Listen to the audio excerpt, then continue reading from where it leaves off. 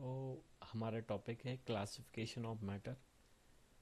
तो पहले काफ़ी ओल्ड टाइम से जो इंडियन फिलोसफर्स हैं, और जैसे कि हम जानते हैं कि हमने अपने दादा दादी या अपने जो बूढ़े लोग हैं उन लोगों से सुन रखा है, या हम न्यूज़पेपर में भी पढ़ते हैं कि पंच तत्व होते हैं। ओके, इन पंच तत्वों से ही मिल के हमारा जो बॉडी है, जो हमारा शरीर है, वो बनता है। तो पांच जो पंच तत्व होते हैं वो कौन कौन से होते हैं? जैसे एयर है, अर्थ है, फायर है, स्काई एंड वाटर है। So all these five are called panch tattva. ठीक है।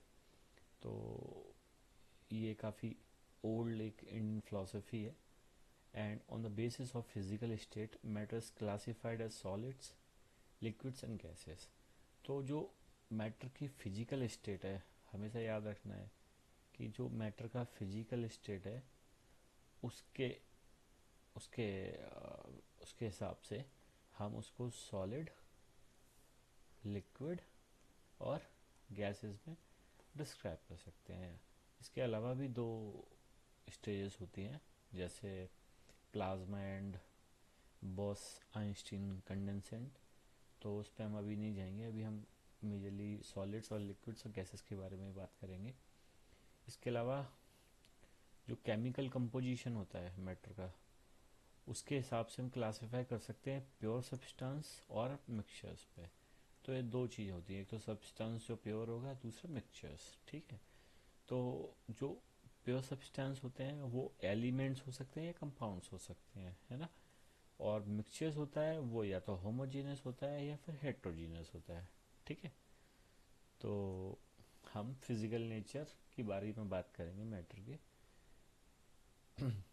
Matter is made up of particle. जो भी एक मैटर होता है ये पार्टिकल्स पार्टिकल्स से मिलके बना होता है, जो कि काफ़ी टिनी टिनी पार्टिकल्स होते हैं। जैसे कि आप देख सकते हैं, जैसे कि ये बॉल है, तो बॉल में काफ़ी टिनी टिनी पार्टिकल्स होंगे, ऐसे ऐसे, जो उस बॉल को बनाएंगे, है ना। तो और इन पार्टिकल्स के बीच में स्पेसेस होते हैं, स्पेस होता है ना। सो और इस कभी कभी क्या है, जैसे ये तो फिक्स है, बट कई कई जो मैटर होते हैं उसके जो पार्टिकल्स होते हैं मूव करते रहते हैं, कंटिन्यूसली मूव करते रहते हैं।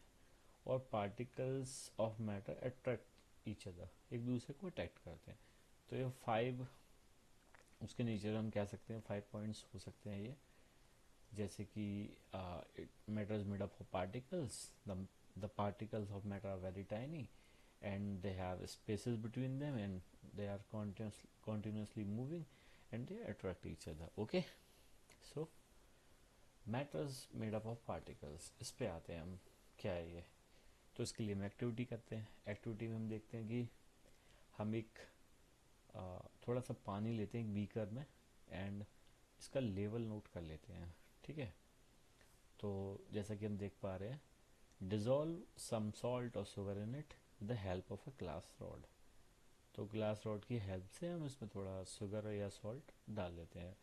तो the salt dissolve in water but the level of water does not change. हम देखते हैं कि जो जो सॉल्ट है या शुगर है वो उसमें डिजोल्व हो जाती है, लेकिन वाटर का लेवल चेंज नहीं होता है। क्यों नहीं होता है? बिकॉज ये जो पार्टिकल्स हैं, वाटर पार्टिकल्स हैं, इनके बीच में स्पेस था, और उस स्पेस को ये जो हमने ऐड किया है इसमें शुगर या सॉल्ट, उसने ऑक्यूपाई कर लिया है। तो this shows that matter is made up of particles. तो आप यहाँ देख सकते हैं वाटर है, शुगर है, वाटर हमने इसको स्टेयर किया तो वाटर और शुगर मिक्स हो गया, है ना। तो ऐसा सा है।